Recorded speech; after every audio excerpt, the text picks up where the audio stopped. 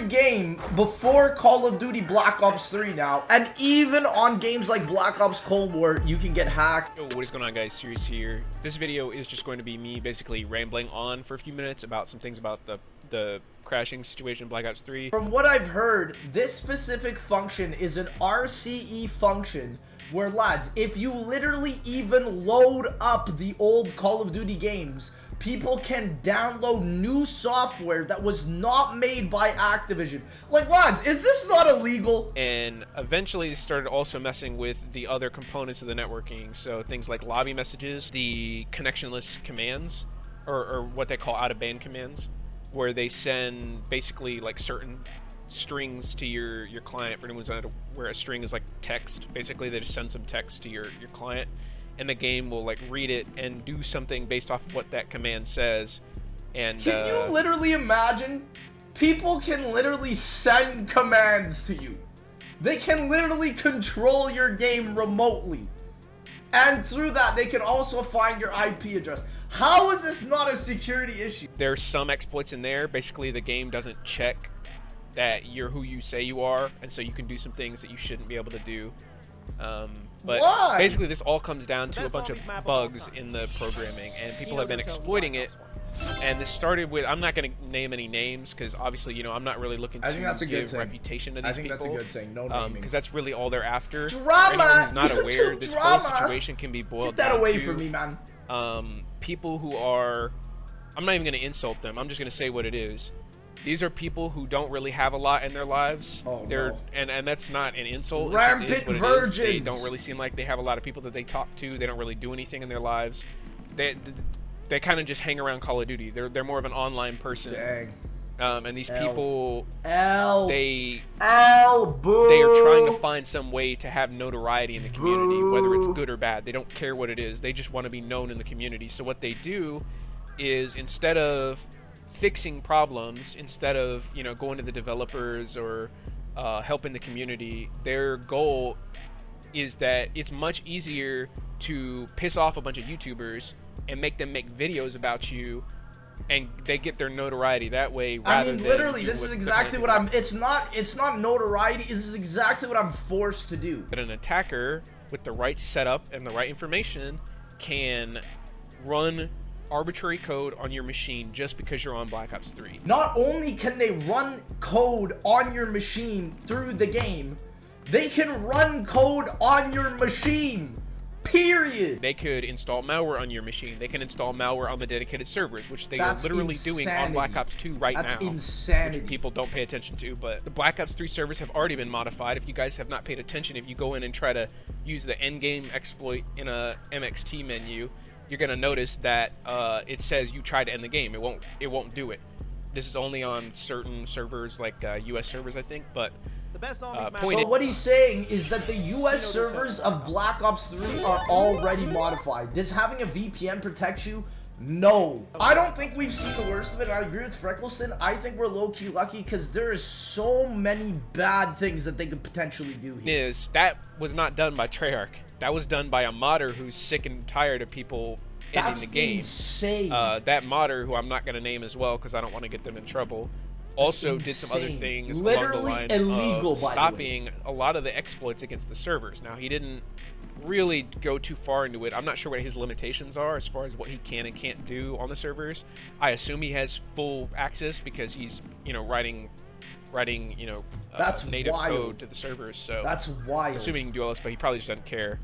But that's a modder that's done that. That's not Treyarch. They don't care.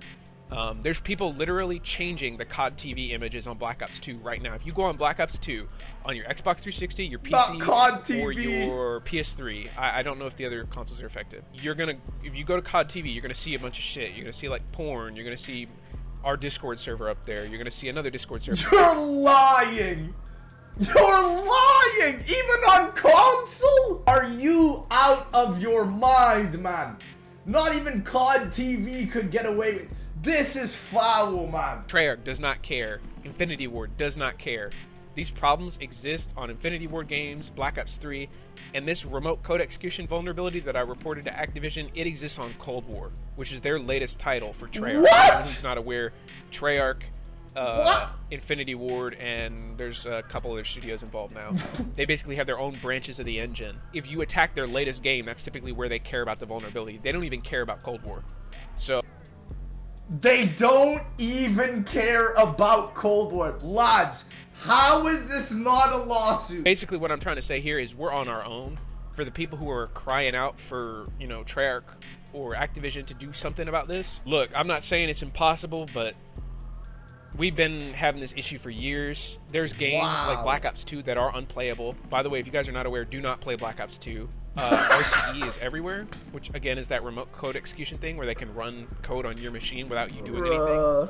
It's everywhere. There's nothing you can do about it. Do not play Black Ops 2. Do not play Modern Warfare 3 on PC. Actually, on anything. Black Ops 2, Modern Warfare 3, Modern Warfare 2. So he just clarified it. It's not only on PC, it's anything.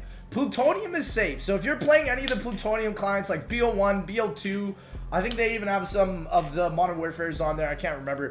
But those are all fine. They can install malware. They do install malware. They can delete files off your system. They can do... They can install malware on your Xbox 360. Black Ops 3 is getting to that point. And what I'm trying to do with my patch is stop that. I'm trying to stop that in its tracks. Let's go. And there are some modders who have turned to the good side, or at least I believe they did when they were helping me. Maybe they're not anymore. I don't know. It's very hard to tell with some of these people, but... it's very hard to tell how people behave when they don't touch grass. I mean, this is fairly true. My goal as a developer is to stop that in its tracks and keep Black Ops 3 playable for mod tools. It doesn't matter if it has or hasn't happened to you. You're literally risking your entire computer just by playing Call of Duty. Even Black Ops Cold War right now. And so this is the problem, because his patch only works for BO3. It doesn't work for BO4. I got booted off of BO4. He apparently is saying the RCE booting offline issue is also on Black Ops Cold War. People still don't use the patch, which is crazy to me, because it's like, okay, you're constantly complaining that the game is unplayable, yet you're offered a solution, or what is becoming a solution, because a lot of people say they can still crash through, which is fine. I accept that. I understand people can crash through, but we're working to get to the state where that's not possible anymore. It's a BO1 issue, a BO2 issue, a BO3 issue, a BO4 issue, a Black Ops Cold War issue, a soon-to-be Call of Duty Vanguard issue, a soon-to-be Modern Warfare 2 issue. Lads, did you know that the Modern Warfare 2 beta already is getting hacked? The beta! The game isn't even out! Or I ever put malware in my tools. That's it. My reputation's done. All the stuff that I've worked on from then to now, nobody would ever use it again, which obviously if I'm making projects, I want people to use my work.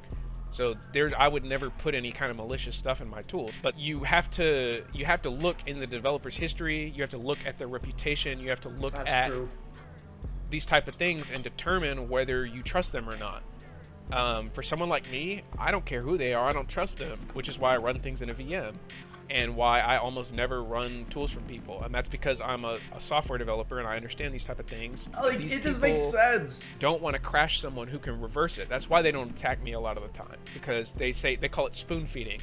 They think they're going to give me the method and they don't want to do that, so they don't crash me.